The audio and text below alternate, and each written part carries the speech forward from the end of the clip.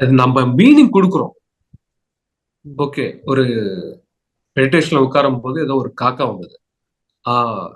சரி பகவான் வந்துட்டார். ஸோ நம்ம தான் மீனிங் கொடுக்குறோம் பாரு. அந்த மீனிங்கை கொடுக்காதீங்க. எதுக்கெல்லாம் நீங்க மீனிங் கொடுக்குறீங்களோ அங்க மைண்ட் ஆக்டிவேட் இருக்குன்னு அர்த்தம்.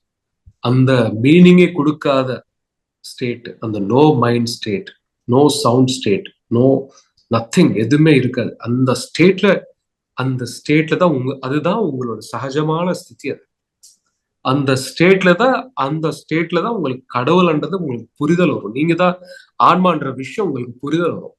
நான் உடம்பு கிடையாது, உடம்புக்குள்ள இருக்கிறேன் என்ற விஷயம் உங்களுக்கு தெரிய வந்துடும். நான் கார் கிடையாது, நாங்க காருக்குள்ள உட்கார்ந்துட்டு ஓட்டுறேன் என்ற அவேர்னஸ் எப்படி உங்களுக்கு வருமோ, அதே மாதிரி நான் உடம்புக்குள்ள இருந்துட்டு நான் இந்த உலகம் பார்க்கிறேன், இந்த உடம்பு மூலமா, இந்த கண்ணு மூலமா நான் உலகம் பார்க்கிறேன்ற அந்த அவேர்னஸ் வந்துடும்.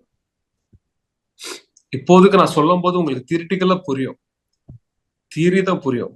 அது பிராக்டிஸ் பண்ண அது பிராக்டிக்கலா புரியும் போது அந்த அண்டர்ஸ்டாண்டிங் வேற.